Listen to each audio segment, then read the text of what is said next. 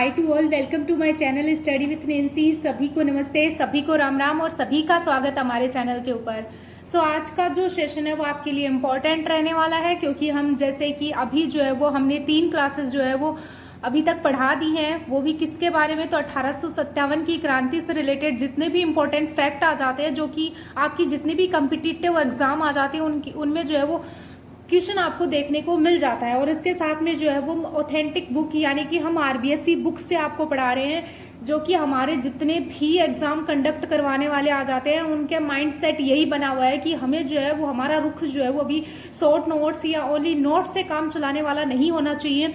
उनका रुख यही बनता जा रहा है कि वो आपको ऑथेंटिक बुक्स से जो है वो क्वेश्चन पूछते हैं, और ऑथेंटिक बुक्स से उठाए हुए रिसोर्सेज जो है वो आपके लिए यूजफुल रहते हैं। इसी को ध्यान में रखते हुए जो है वो हम आरबीएसई बुक जो है वो पढ़ा रहे हैं आपको, जो कक्षा 9th की बुक आ जाती है, जिसमें कि हमने 3 क्लासेस अभी ले ली है। 1857 की क्रांति जो कि हमारा पहला टॉपिक था, और आज जो हमारा टॉपिक है वो कौन सा है, तो वो राजस्थान के क्रांतिकारी, यानी कि राजस्थान के क्रांतिकारी जो है वो अब हम पढ़ेंगे। यानी कि इस सेशन में जो है वो हम जितना हमसे कवर होगा हम उतना इस सेशन में पढ़ेंगे, फिर नेक्स्ट जो है वो क्लास में देखेंगे। ठीक है, तो सबसे पहले हम बात कर लेते हैं कि दिल्ली की बादशाहत के विघटित होने के बाद ही यहाँ अंग्रेजों को अपने पांव पसारने का अवसर मिल गया। यानी कि जैसे ही दिल्ली की जो बादशाही थी उसका विघटन हो गया, तब अंग्रेजों को हमारे राजस्थान में जो है वो पांव पसारने, या हमारे राजस्थान में जो है वो अपना जो है वो पूरा टारगेट था उनका कि राजस्थान को अपने पूरे अंडर में ले ले, तो वो जो है वो उनको मौका मिल गया। राजस्थान में जो है वो सामंतवाद के सबसे क्रूर और घृणित रूप अंग्रेजों के शासनकाल की देन थी।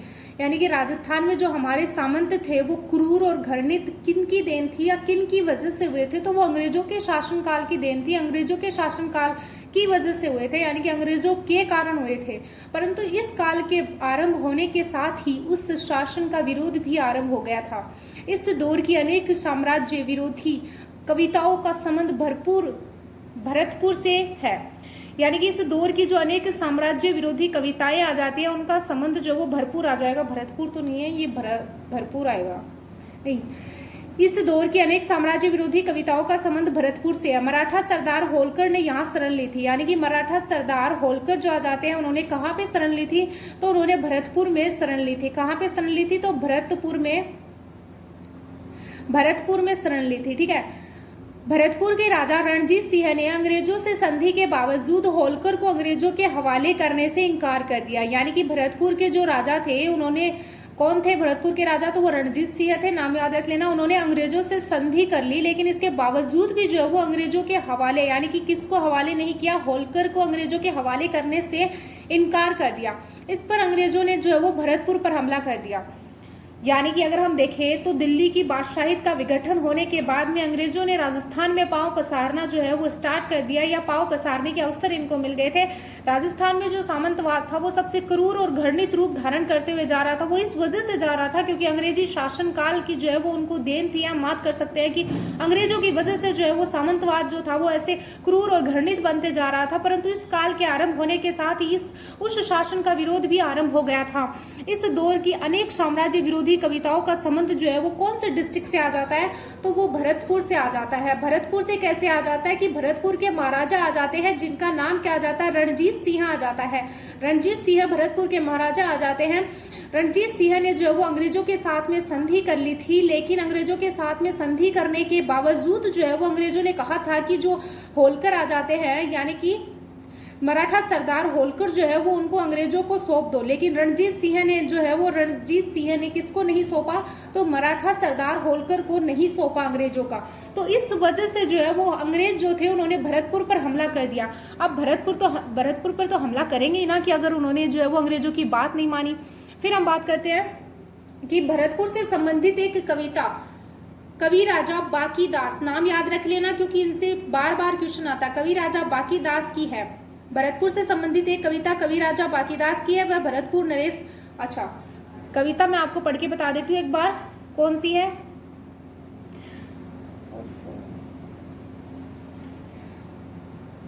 अच्छा गोरा हट जा राज भरतपुर को रे, गोरा हट जा भरतपुर गढ़ बाक्यो किलो रे, बाक्यो गोरा हट जा।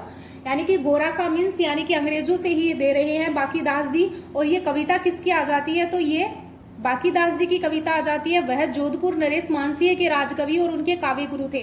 मोस्ट इंपॉर्टेंट क्वेश्चन लगा लेना, क्योंकि यहाँ से क्वेश्चन आएगा कि बाकीदास जी जो थे वो किसके जो है वो राजकवि आ जाते और या किसके काव्य गुरु थे। तो जोधपुर के नरेश मानसिंह के वो काव्य गुरु थे। उनकी ग्रंथावली नागरी प्रचारणी सभा से 3 खंडों में प्रकाशित हो चुकी है। यानी कि जो कवि बाकीदास की जो ग्रंथावली है वो नागरी प्रचारणी सभा से जो वो 3 खंडों में प्रकाशित हो चुकी है। इनकी लिखी तथा संकलित राजस्थानी में जो 2700 ऐतिहासिक बातें भी है। बातें यानी कि बातें, विभिन्न भाषाओं की जानकारी के साथ साथ इतिहास का भी उन्हें बहुत अच्छा ज्ञान था। उनका निधन 1833 ईस्वी में हो गया था। यानी कि मोस्ट इंपॉर्टेंट बात हम कर लेते हैं कि भरतपुर के लिए जो है वो बाकीदास जी के द्वारा जो वो एक कविता लिखी गई थी। अब वो मोस्ट इंपॉर्टेंट क्वेश्चन यही आएगा कि बाकीदास जी जो है वो किसके राजकवि आ जाते हैं, या हम बात कर सकते हैं कि किसके जो है वो काव्य गुरु आ जाते हैं। तो ये काव्य गुरु आ जाते हैं किसके, तो जोधपुर के महाराजा आ जाते हैं। जोधपुर के महाराजा कौन आ जाते हैं, मानसिंह। मानसिंह के जो है ये राजकवि और काव्य गुरु आ जाते हैं। उत्तन विलायत किलकता कानपुर आविया ममोई लक मद्रास मेला यल्लुम धुर वहन अंग्रेज वाटन चला भरतपुर उपरा हुआ मेला। विलायत से आकर अंग्रेजों ने, यानी कि विलायत से आकर अंग्रेज अपने इलम के बल पर कलकत्ता कानपुर बंबई मद्रास तक अधिकार करता चला गया और अब भरतपुर पर चढ़ गया आया है। यानी कि विलायत यानी कि विदेश से आए हुए ये अंग्रेज जो है, पहले इन्होंने अपने कलकत्ता कानपुर बंबई मद्रास पर अधिकार कर लिया और अब जो है ये अपने भरतपुर पर चढ़ाई, यानी कि भरतपुर को हथियाना या भरतपुर पर अधिकार करना चाहते हैं। ये सब नगर जिस देश में है उनका नाम भरतखंड है। यानी कि अब आप भारत के नाम से भी देख सकते हो कि पहले प्राचीन समय में जो कविताएं होती थी उनमें भी जो है वो हमें भारत शब्द मिलता है, क्योंकि ये सब जो नगर जिस देश में बताए गए हैं उसका नाम क्या बताया गया है, तो वो भरतखंड बताया गया है, भरतखंड। ओके, अंग्रेजों ने जो फौज बटोरी है वह इसी देश के विभिन्न प्रदेशों के लोग से बनी है। अब अंग्रेज जो अपनी फौज लिए घूम रहे हैं वो अपने जो है वो देश से ही बटोरी हुई फौज आ जाती है। नेक्स्ट डिस्कस कर लेते हैं हम, अगला क्या है।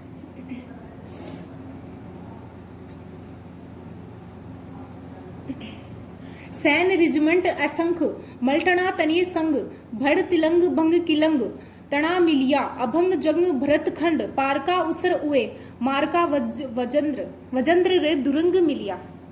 ये थोड़ी भाषा तो अटपटी सी है, लेकिन फिर भी हम ट्राई कर सकते हैं कि अच्छे से हम आपको बता दें।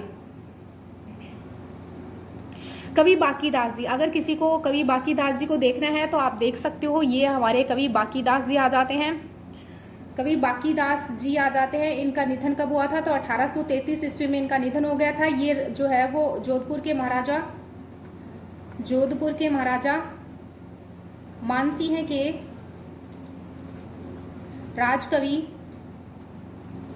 या हम बात कर सकते हैं काव्य गुरु आ जाते हैं। इन्होंने भरतपुर के ऊपर जो है वो कविता लिखी थी। ओके, नेक्स्ट पेज पे चलते हैं।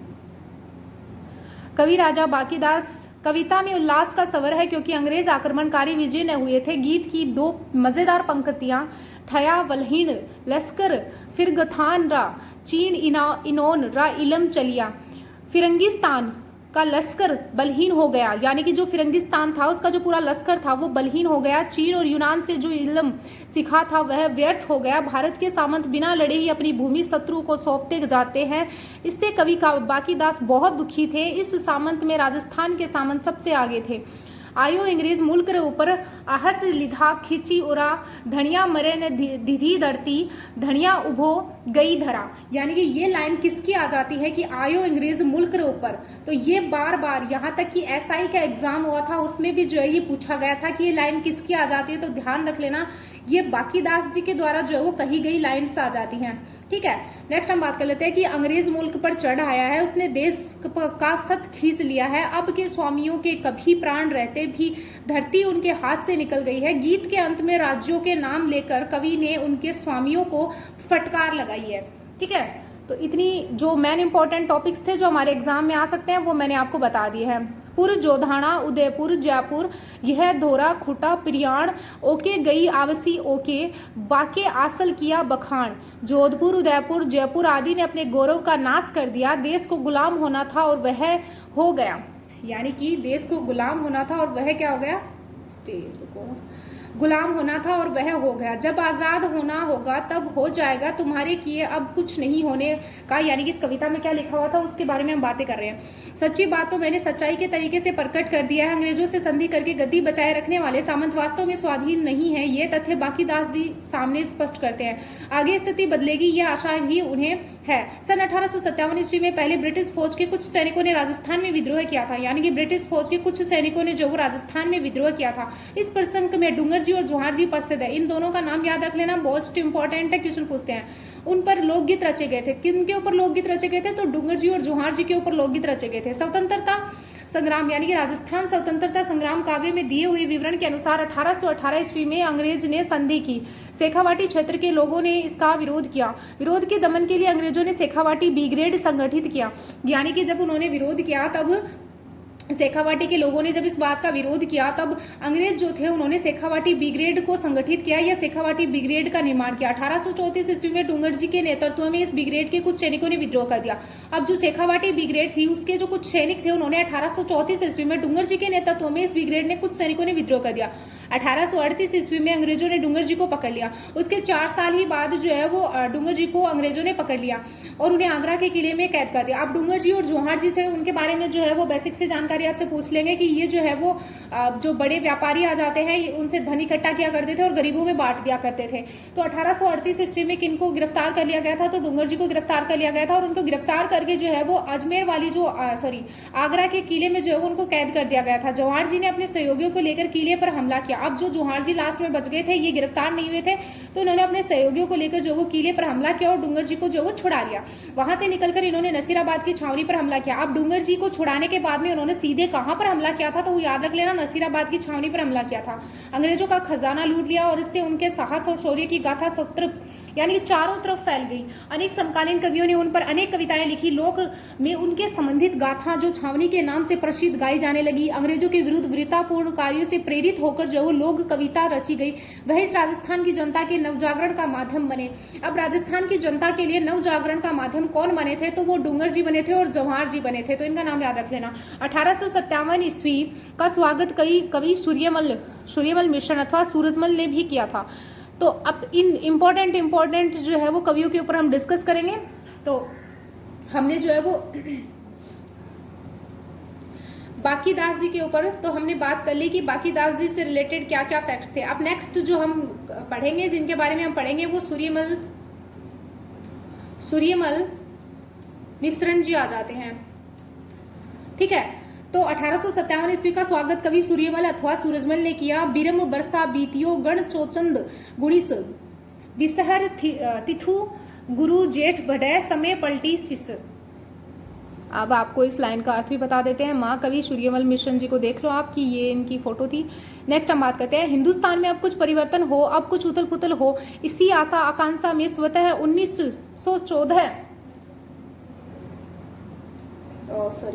1914 का एक वर्ष जो मानो युग के समान लंबा होकर आखिर बीत गया है, पर नए साल के आरंभ होते ही जेठ बदी पांचम व गुरुवार के दिन सन 1857 समय रूपी विस्तर नाग ने अंग्रेजों की देह में अपने जहरीले दांत गड़ाकर जो है वो एकदम पलटा खाया है। मतलब ये लाइन किसने कही थी आपसे पूछ सकते हैं, कैसे भी क्वेश्चन बन सकता है।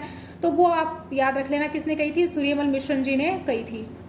ठीक है, जेठ में न तो संवत 1914 ईस्वी में समाप्त हो सका और न ही 1857 ईस्वी आरंभ हो सकता है। संभवतः जेठ बदी पंचमी वह दिन है जब युद्ध आरंभ हुआ और काल सर्प में अंग्रेजों को डस कर उस दिन पलटा खाया। स्वाधीनता संग्राम शुरू होते ही जो वो किसी कवि की यह भावात्मक प्रतिक्रिया इतिहास में अभूतपूर्व मानी जाती है। अभूतपूर्व है तो आप ध्यान रख लेना, आपसे पूछ सकते हैं।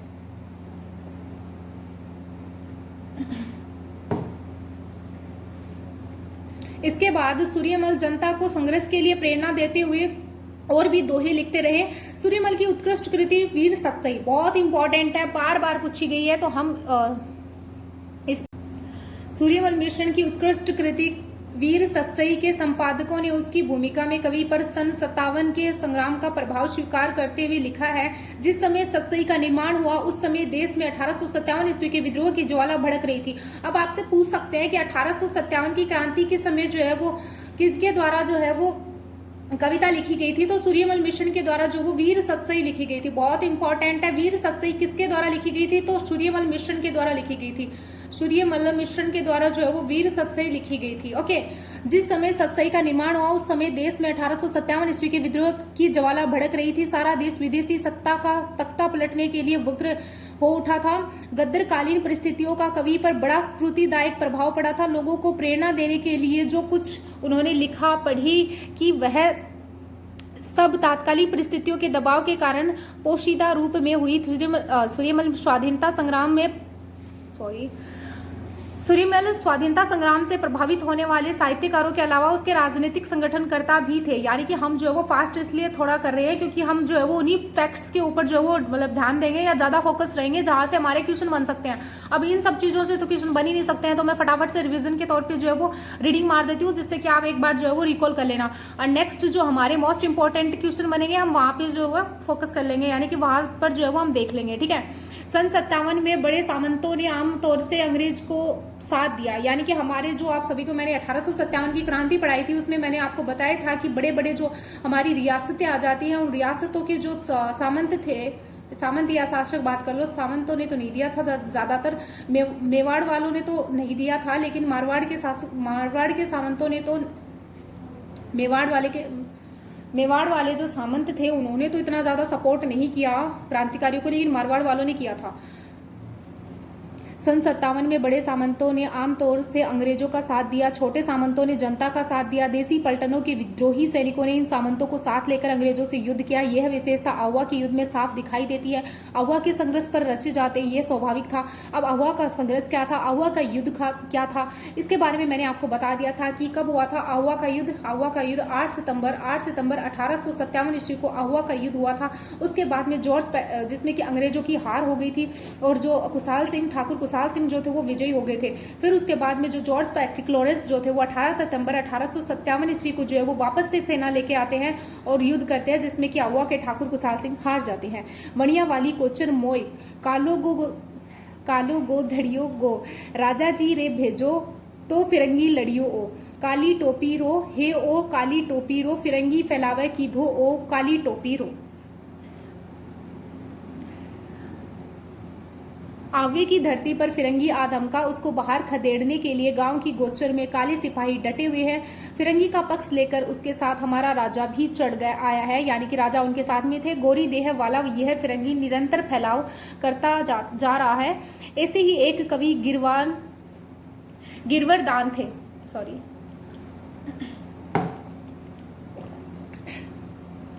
ऐसे ही एक कवि गिरवरदान थे। उन्होंने आहुआ के युद्ध पर 3 छपिए लेख लिखे थे, 56 लिखे थे, छपे, ये हिंदी साहित्य का वर्ड है तो आप ध्यान रख लेना। इन्होंने आहुआ के युद्ध पर 3 छपे लिखे थे। पहली पंक्ति है, बरती 14 बरस पड़े इले बेद अपाय, किसने लिखा था, गिरवरदान जी ने लिखा था।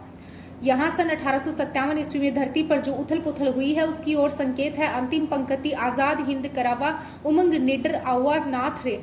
यहाँ कवि ने बड़ी सूझबूझ से आहुआ के स्थानीय संघर्षों का सारे भारत की आजादी की लड़ाई, यानी कि सारे भारत की आजादी की लड़ाई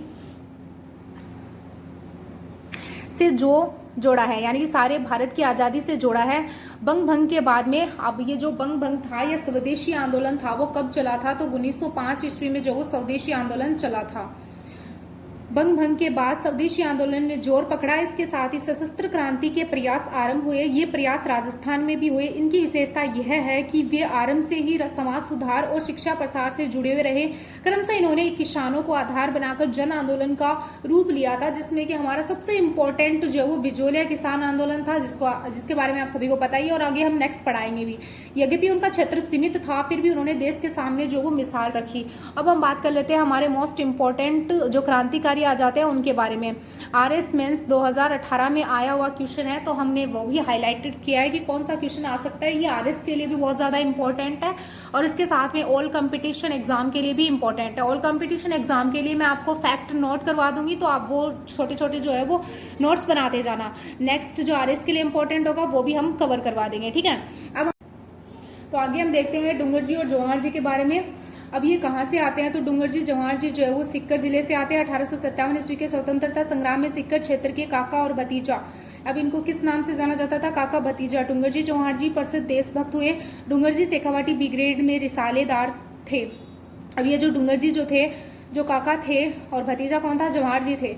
तो ये जो शेखावाटी ब्रिगेड आ जाती है उसमें रिसालेदार थे। बाद में वे नौकरी छोड़कर धनी लोगों से देश की आज़ादी के लिए धन मांगने लगे और धन नहीं मिलने पर जो है वो उन्हें यहाँ डाका डालने लगे, उनके यहाँ डाका डालने लगे। ये बात मैंने आपको पहले भी बता दी थी कि डूंगर जी जवाहर जी जो थे वो जो धन संपन्न लोग जो थे उनसे धन इकट्ठा किया करते थे और उस धन को जो है वो गरीब लोगों में बांट दिया करते थे।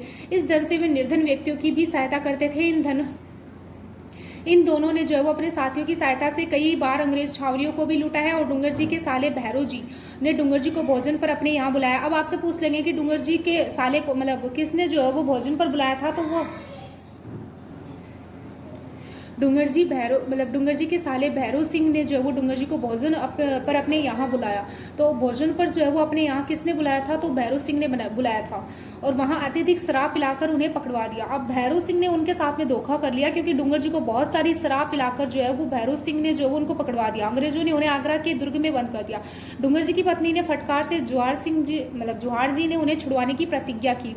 अब डूंगर जी की जो पत्नी थी उन्होंने जो है वो जवाहर जी को फटकार लगाई और जवाहर जी ने उनको छुड़ाने की प्रतिज्ञा की। कहा जाता है कि लोटिया जाट और करना मीणा अपनी वीरता और बुद्धिमत्ता से डूंगर जी को छुड़वा कर लाए थे। अब इनमें नाम जो आएगा वो आप ध्यान रख लेना क्योंकि छोटे छोटे फैक्ट ऐसे होते हैं जो कि हम ध्यान में नहीं रखते और हमारे कंपटीशन एग्जाम में वही पुटअप हो जाते हैं, वही क्वेश्चन बन जाता है। तो जो डूंगर जी को छुड़ाने में जो वो जवाहर जी की हेल्प या मदद किसने करी थी, तो लोटिया जाट ने करी थी और एक करना मीणा ने करी थी। किन दो लोगों ने करी थी, तो एक तो जो है वो लोटिया जाट ने करी थी और एक जो है वो करना मीणा ने करी थी। करना मीणा ने करी थी। इन दोनों व्यक्तियों का जो है वो आपको नाम याद रखना है और ये दोनों व्यक्ति जो है वो डूंगर जी और जवाहर जी कौन थे, तो वो आप ये फोटो देख सकते हो। बीकानेर के पास गढ़सीसर में अंग्रेज फौज ने बीकानेर और जोधपुर राज्य की फौजों के साथ मिलकर डूंगर जी जवाहर जी को घेर लिया। अब डूंगर जी जवाहर जी को घेरा कहाँ, कौन से स्थान पर था, तो गढ़सीसर, जो कि कहाँ पे आ जाता है, बीकानेर के पास आ जाता है। अंग्रेज फौज ने बीकानेर और जोधपुर राज्य की फौजों के साथ मिलकर डूंगर जी जवाहर जी को घेर लिया। जवाहर जी ने भागकर बीकानेर रियासत के खरकट्टा स्थान पर पहुंच गए। अब जवाहर जी जो थे वो भागकर बीकानेर के कौन से स्थान पर पहुंच गए, तो खरकट्टा स्थान पर पहुंच गए, जहां महाराजा रतन सिंह ने उन्हें प्रेम पूर्वक जो है वो रखा। किसने रखा था, महाराजा रतन सिंह ने। तो मैं पूछ लूंगी आपसे, क्वेश्चन बनाएंगे तब हम आपको जो है वो रखेंगे, तब बता देंगे कि कैसे कैसे क्वेश्चन बन सकते हैं। तो अब जवाहर जी यहाँ से भागकर गए तो वहां पर किन्होंने जो है वो इनको प्रेम पूर्वक रखा था, तो वो उनका नाम याद रख लेना, रतन सिंह ने। डूंगर जी जैसलमेर में गिरदड़ा और काकी मेड़ी पहुंच गए। अब डूंगर जी कहाँ पहुंचे थे, तो वो जैसलमेर के गिरदड़ा की काकी मंडी में पहुंच गए थे, ये जहां जोधपुर की सेना ने उन्हें छलपूर्वक कैद करके अंग्रेजी सेना को सौंप दिया। इससे लोगों में असंतोष की ज्वाला भड़क गई। अंग्रेजों ने डूंगर जी को वापस जोधपुर के राज्य की सेना को सौंप दिया। अंग्रेजों ने डूंगर जी को जो वो वापस जोधपुर राज्य की सेना को सौंप दिया। जोधपुर के दुर्ग में ही डूंगर जी का निधन हो गया। अब डूंगर जी का निधन कहाँ पे हो गया था, तो जोधपुर के दुर्ग में ही हो गया। मोस्ट इंपॉर्टेंट फैक्ट के ऊपर जो वो मैंने आपको फोकस करवा दिया है। अब अगली स्लाइड पे चलते हैं। लोठू जी निठारवाल, अगले व्यक्ति कौन आ जाते हैं, लोठू जी निठारवाल, जो कि 1804 से 1855। कैसे याद रखोगे, लोठू जी निठारवाल, 1 2 3 4 5 नाम, मतलब 5 वर्ड आ रहे हैं ना इसमें, तो आप याद रख लेना 1855। और 55 5 से पहले क्या आता है, 4 आता है, तो 1804, ठीक है। 1804 से 1855। लोठू निठारवाल का जन्म जाट परिवार में हुआ था। लोठू निठारवाल का जन्म जाट परिवार में हुआ था 1804 ईस्वी में। रिंगस में हुआ था। रिंगस कहाँ पे आता है, सीकर में आता है। 1804 ईस्वी में हुआ था लोठू निठारवाल का जन्म, ठीक है। जहाँ से वह वहाँ के ठाकुर से अनबन होने के कारण अपनी बहन के पास बठोड़ा में आ गए। इनका संपर्क डूंगर जी जवाहर जी से हुआ था। तो अब जो है वो वहाँ के शासक की हम बात कर सकते हैं कि वहाँ के ठाकुर से इनकी अनबन होने के बाद में ये अपनी बहन के पास बठोड़ा में आ गए, जहाँ इनका संपर्क डूंगर जी और जवाहर जी से हुआ था। जब डूंगर जी को अंग्रेजों ने गिरफ्तार करके आगरा की जेल में बंद कर दिया था, तो लोठू ने बालू नाई, साखू लुहार और करना मीणा आदि के साथ मिलकर डूंगर जी को आगरा से रिहा करवाने की योजना बनाई थी। अब आपसे पूछ लेंगे कि डूंगर जी को जो है वो मतलब अंग्रेजों से मुक्त कराने के लिए योजना किसने बनाई थी, तो योजना बनाई थी, किसने बनाई थी, तो लोठू निठरवाल ने बनाई थी। लोठू निठरवाल ने बनाई थी। किनके साथ मिलकर बनाई थी, तो करना मीणा का नाम तो मैंने आपको पहले ही बता दिया था। करना मीणा का नाम तो मैंने आपको पहले बता दिया था, लेकिन अब 2 नाम और याद रख लेना, सांखू लुहार और इसके साथ में बालू नाई, यानी कि बाल जो है वो सूख गए थे।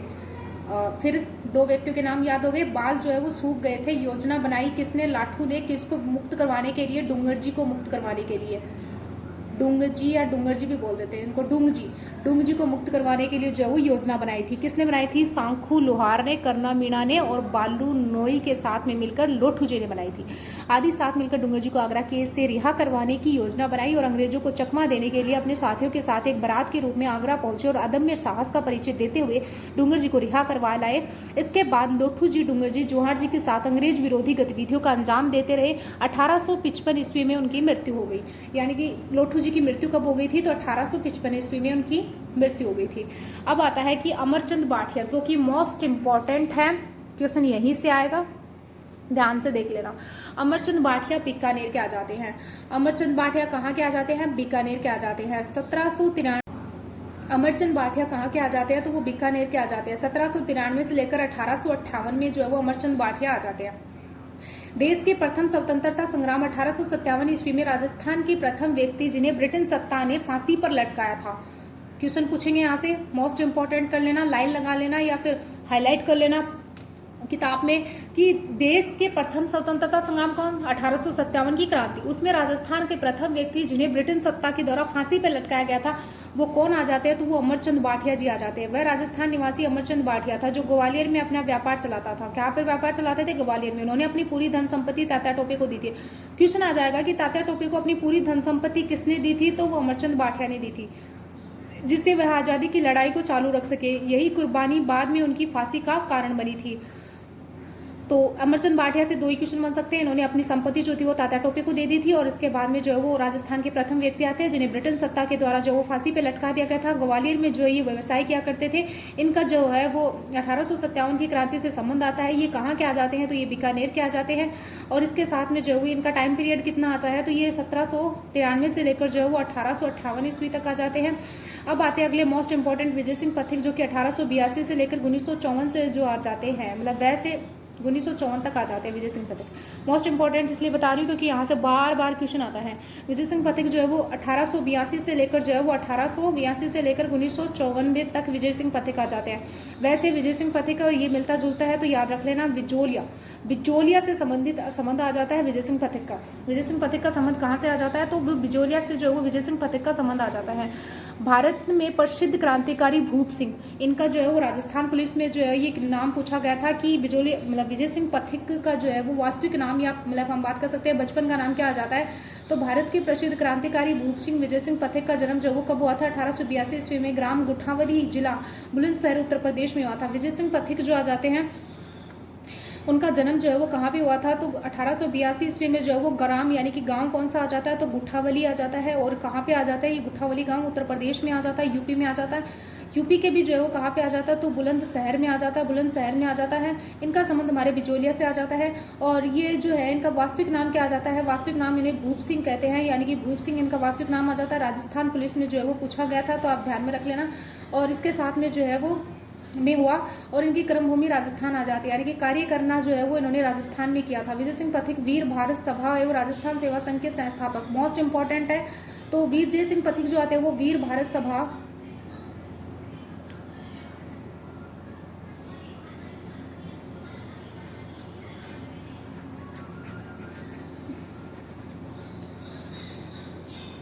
विजय सिंह पथिक जो है वो मोस्ट इंपॉर्टेंट क्वेश्चन यही से बनता है कि विजय सिंह पथिक जो है वो वीर भारत सभा और राजस्थान सेवा संघ के संस्थापक आ जाते हैं, यानी कि विजय सिंह पथिक जो है वो वीर भारत सभा। विजय सिंह पथिक से मोस्ट इंपॉर्टेंट क्वेश्चन यही बनेगा, वीर भारत सभा और इसके साथ में जो वो राजस्थान सेवा संघ के संस्थापक एवं संपूर्ण भारत में किसान आंदोलन के जनक कौन आ जाते हैं? विजय सिंह पथिक चोटी के क्रांतिकारी थे जिनका गहरा संबंध बिजोलिया किसान आंदोलन से था। अजमेर में सशस्त्र क्रांति चलाने का श्रेय भी जो है वो इन्हीं को जाता है। वैसे तो सशस्त्र क्रांति की शुरुआत किसने की थी? गोपाल सिंह खरवा के द्वारा करी गई थी।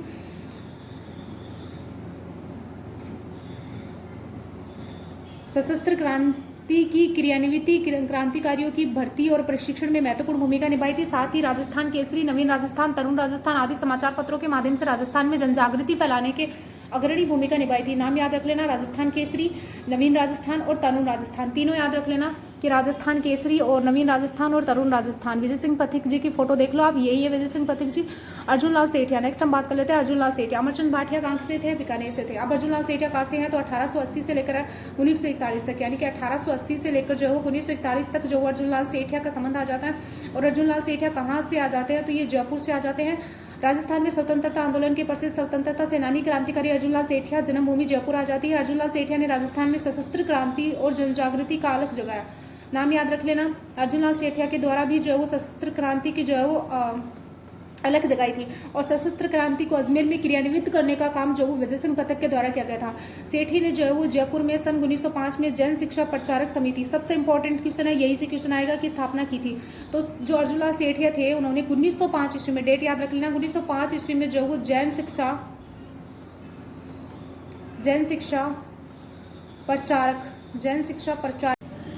शिक्षा प्रचारक समिति की स्थापना जो वो अर्जुन लाल सेठिया के द्वारा करी गई थी। उनके तत्वाधान में जो वो वर्धमान विद्यालय, वर्धमान छात्रावास, वर्धमान पुस्तकालय, अब वर्धमान विद्यालय स्थापित करेंगे। वहाँ पे लड़कियां छात्रा तो आएंगी और उसके साथ में वहाँ पे लाइब्रेरी तो होगी, पुस्तकालय तो होगा, यानी कि उनके द्वारा जो है वो 1905 ईस्वी में जन शिक्षा प्रचारक समिति की स्थापना करी गई थी। और उसके तत्वाधान में जो वो वर्धमान विद्यालय, वर्धमान छात्रावास और वर्धमान पुस्तकालय चलाए गए थे, जो क्रांतिकारियों के प्रशिक्षण, यानी कि इसमें जो है वो क्रांतिकारियों के प्रशिक्षण के केंद्र थे। यानी कि ये जो थे कौन से थे? वर्धमान विद्यालय, पुस्तकालय और एक जो है वो क्या था? वर्धमान विद्यालय था, पुस्तकालय था, और एक जो है वो छात्रावास था। ये क्या था? क्रांतिकारियों के प्रशिक्षण के केंद्र थे, क्रांतिकारियों के प्रशिक्षण के केंद्र थे। तत्कालीन जयपुर के महाराजा सवाई माधो सिंह द्वितीय ने, यानी कि जब अर्जुन लाल सेठिया थे उस समय जो है वो तत्कालीन जयपुर के महाराजा कौन थे? सवाई माधो सिंह द्वितीय, नाम याद रख लेना, ने उन्हें राज्य का प्रधानमंत्री बनाने का पेशकश दी, किंतु राष्ट्रप्रेम के कारण उन्होंने इसे यह कहते हुए इनकार कर दिया कि अर्जुन लाल अगर नौकरी करेगा तो अंग्रेजों को भारत से कौन निकालेगा। लाइन याद रख लेना, किसने कहा था कि अगर मैं नौकरी करूंगा तो भारत को, मतलब अंग्रेजों को भारत से कौन निकालेगा? ये अर्जुन लाल सेठिया जी आ जाते हैं। फोटो को ध्यान में रख लेना। सेठी ने देश में भावी क्रांति के लिए युवाओं को तैयार किया। जोरावर सिंह, प्रताप सिंह, माणिक चंद और मोती चंद, विष्णुदत्त आदि क्रांतिकारियों ने इन्हीं के विद्यालय से जुड़े थे। और सेठी हार्डिंग बम कांड और हत्याकांड का काकोरी कार्यवाही से संबंध थे। अर्जुन लाल सेठिया का जो वो 2 कांड से संबंध आ जाता है इनका। एक तो जो है वो हार्डिंग बम कांड आ जाता है, हार्डिंग बम कांड आ जाता है। और एक जो है वो अर्जुन लाल सेठिया का जो वो काकोरी ट्रेन डकैती जो हुई थी, काकोरी कार्यवाही में इनका संबंध आ जाता है। 2 आ जाते हैं। अजमेर में रहते हुए जो वो शूद्र मुक्ति, स्त्री मुक्ति, महेंद्र कुमार आदि पुस्तकें लिखी थी। इन्होंने हिंदू मुस्लिम एकता स्थापित करने के प्रयास किया था। इन्होंने जो है वो अपना यहाँ पे हिंदू मुस्लिम एकता स्थापित करने का प्रयास किया था अजमेर में रहते हुए इन्होंने जो है वो बहुत इंपॉर्टेंट है, सच बता रही हूँ, क्वेश्चन आ जाएगा तो यहाँ से याद रख लेना। शूद्र मुक्ति अर्जुन लाल सेठिया ने लिखी थी। शूद्र मुक्ति पुस्तकें लिखी थी, यानी कि पुस्तकें आ जाती है इनकी। शूद्र मुक्ति आ जाती है, शूद्र मुक्ति करना है हमें।